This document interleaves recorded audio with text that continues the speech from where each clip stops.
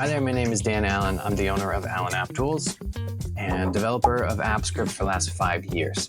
I'm here to show you how to go about building a Google Web App. Google Web Apps, I think, are super under-leveraged, so hopefully these videos help to dispel any confusion about them so that you can get out there and start making your own. So let's get into it. Okay, so we've got our folder open. This is where we're going to store all of our information regarding this web app. So let's create a new Google Apps Script file. This is going to be where all of our code resides for this web app. Perfect. Okay, so the first thing that we need to do is we need to establish a doGet function in order to run when somebody goes to the certain URL of our web app in their browser. So let's look at the documentation real fast. So here I have the explanation of what a web app is and how you can use it. But if you're going to publish a script as a web app, you're required to have a doGet function or a doPost function. For this web app series of videos, we're just going to do the doGet. Okay, so when somebody goes to the URL in their browser, they will fire off the doGet function, and so that means that the doGet function has to return something. So it's going to do a bunch of, whatever commands we specify, but it's going to return something. So since this is a browser, and it's intended for the user to go to it in their browser, we need to return HTML to them for their browser to mark up. So that is done by using the HTML service to return an HTML output specifically. So that's what the function doGet needs to return. Conversely, we can also specify and use the content service to return a text output, and that's really useful for other things. Usually that for a doPost. A post request is really nice. That's for another time though. So doGet, it also comes with an event. So an event object. So that event object has these fields. Obviously the post data is going to be specific to when this event object comes from a post request in a doPost, but in a doGet, we're going to have access to any parameters that they sent, path info. So perfect. We query the whole query string. Sweet. Okay, so we know that we need a doGet function and we need to return an HTML output. So let's get into that. Real quick though, we're going to just pretend in this environment that we're building, we're going to pretend that that we're part of a company called Green Thumb Gardening Services, and make this web app kind of like as a mock-up of like a company that would need a web app to use as like internal tooling and stuff like that. So let's name the file so that we don't get it confused. We'll call this Green Thumb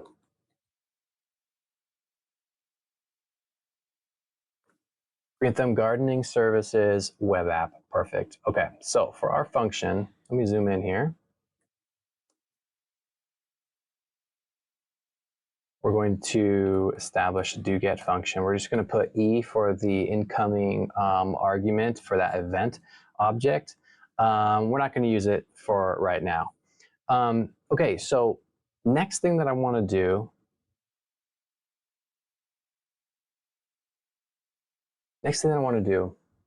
is, since we're going to have to return from this doGet function, the return value of this doGet needs to be HTML. Let's create a designated HTML file that's going to hold all the HTML that we have that gets served back to the web app. So we'll click the plus HTML. Let's just name this HTML to make it super simple. Great. So that's done. What we're going to do now is we're going to create an HTML template. And then we're going to, at the very last phase of this function, we're going to return an HTML output from that template. I'll explain. Here we go. Okay, using the HTML service, HTML service dot create, and we have 4 options. We've got create HTML output. We got create HTML output from file. We've got create template. We have create template from file. So if we were to use create HTML output, it means that we would be able to give it a string of just raw HTML. So a string of just h1, blah, blah, blah, close the h1 tag, stuff like that. If we were to use create HTML output from file, we could then tell it what file we want to create that HTML output from, which is going to be this HTML here. That's going to be our use case. And we can see clearly that this is a .html file as opposed to a .gs file. Okay, on the other hand, this is what we're going to use, a template. So we can either create a template and pass it, I believe, a string, just like we would use with an HTML output. We can do that. Or we can create a template from a HTML file.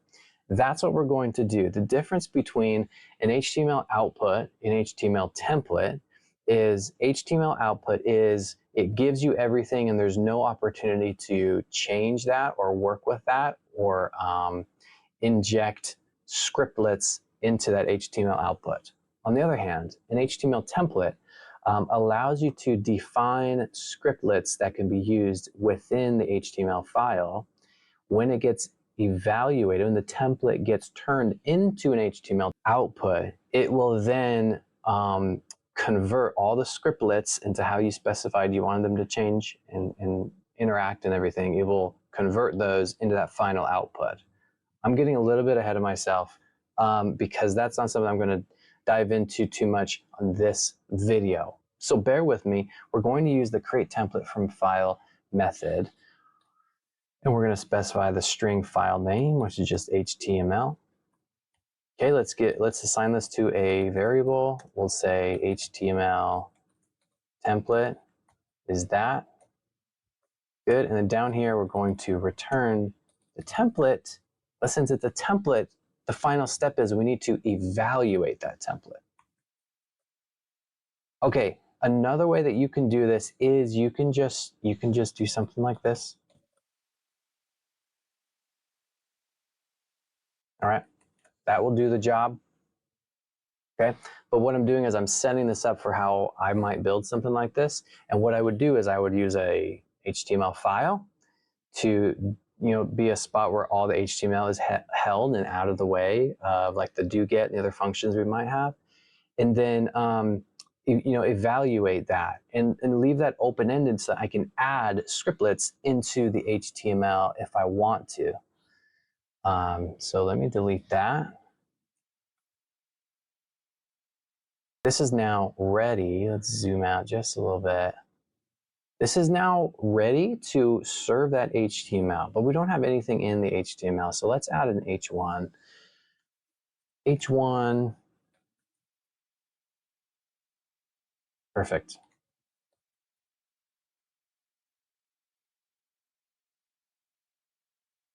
Okay. Crucial next step is we need to deploy this. So we'll go to deploy, new deployment, click the cog, go to web app. We can add a description there.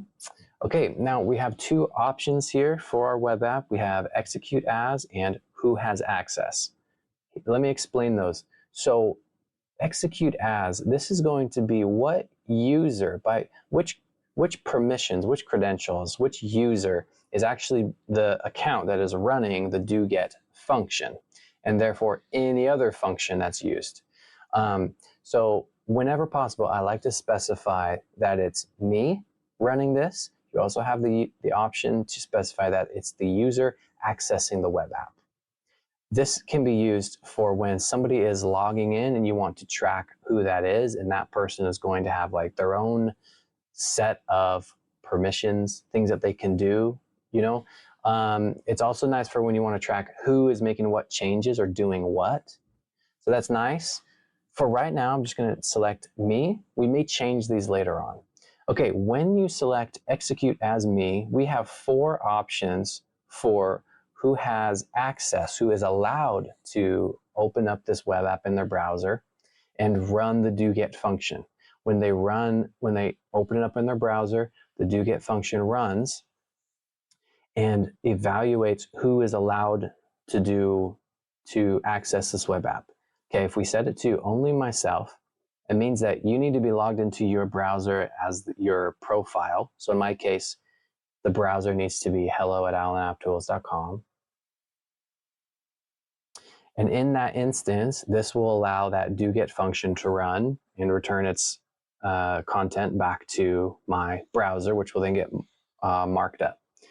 Okay, if it's set to anyone within the domain, Allen App Tools, it will obviously just be anybody who is logged into their browser as that account, and they'll need to log in if it's through like an incognito window or something, I believe. So anybody within the domain. Also, we can have anybody with just a Google account. And then lastly, this is the least restrictive, is just anyone.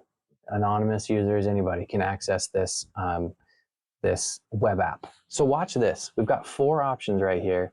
But if I change this to the person who is executing the doGet function, watch this. We now have 3 options. I don't know if that's very clear, but we now have just 3 options. The one that's missing is anyone. We no longer have the ability for just an anonymous person to run and access and successfully load this web app. We don't have that option anymore because Google requires there to be some account that holds like the quotas, the permissions, all that stuff. It has to run under some entity, some known entity. So if it's the user accessing the web app, it has to know who that user is in the first place. And if it's set to anyone, then that can't be done. So we got 4 options here. I'm going to specify anyone within Allen App Tools, make this domain specific. So this is concurrent with our setting, our environment here, where we're pertaining to be Green Thumb gardening services. And it's going to be an internal tool that we use. Now, if this was customer facing, this would be different. I would probably set it as execute as me, but then make it anybody has access, so that whoever's logged in, whatever browser, it doesn't matter. It's going to be that doGet function is going to run, and all the other functions in the web app that run are going to be under my account, and then I can control what the account does. And then I have to also pay close attention to what this web app is accessing. Okay. Deploy. Now, once this is deployed, we have a URL to our web app. So if we click on that, we're going to see that this URL serves our content. It's just an H1 hello web app. That's great. So that worked. So we're working off of a version. We're seeing a version right now, and that version is specifically version 1 with this URL. So we've got a URL that ends with exec.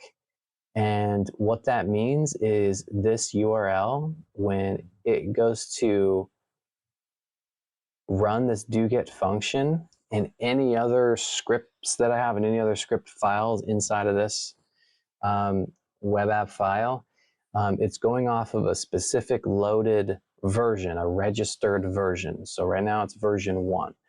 So check this out. If we go right here to project history, we will be able to see the prior versions. Right here, we see that version 1, this is what version 1 looks like. This is the current version. So check this out. Let's make a change to our HTML. We'll go to the editor, go to the HTML, and we're gonna do this. We're gonna make this change. We're gonna change what that H1 says. Hello YouTube. Cool.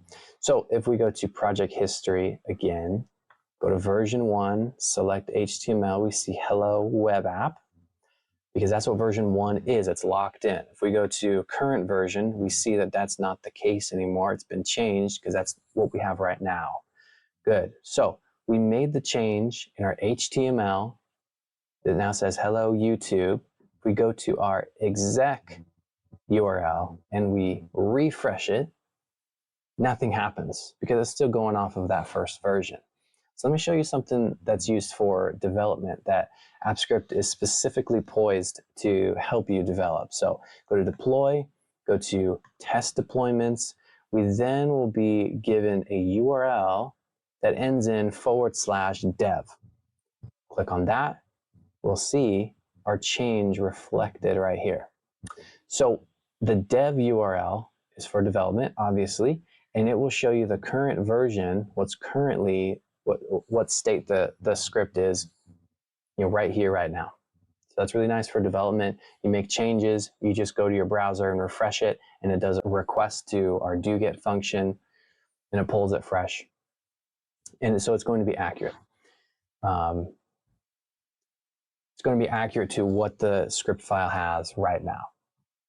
Okay, so let's say that we've made some changes. Let's say that we now want YouTube, hello YouTube, to be our output in our exec file.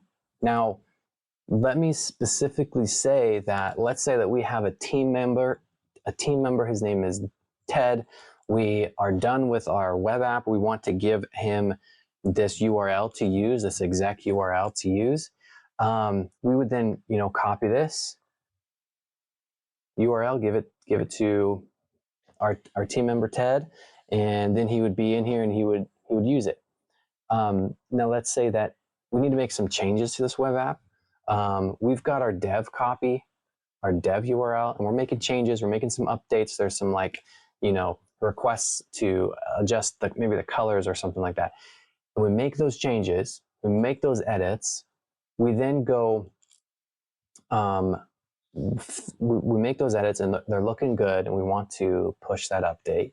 We then go and deploy a new version like this. Go to deploy, manage deployments. Here we can see our active deployment is test 1. That's the description. We can see that the version is version 1 with these settings.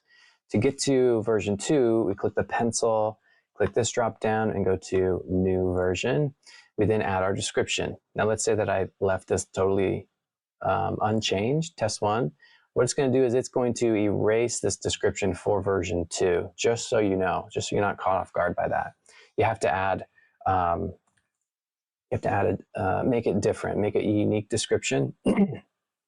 Okay, here we have the option to change settings. So each version can have its own settings.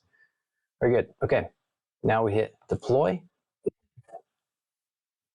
Okay, the same exact URL is now told to go and serve version 2 of our script file instead of version 1. So if we refresh, it will re-pull and it will tell us, hello, YouTube.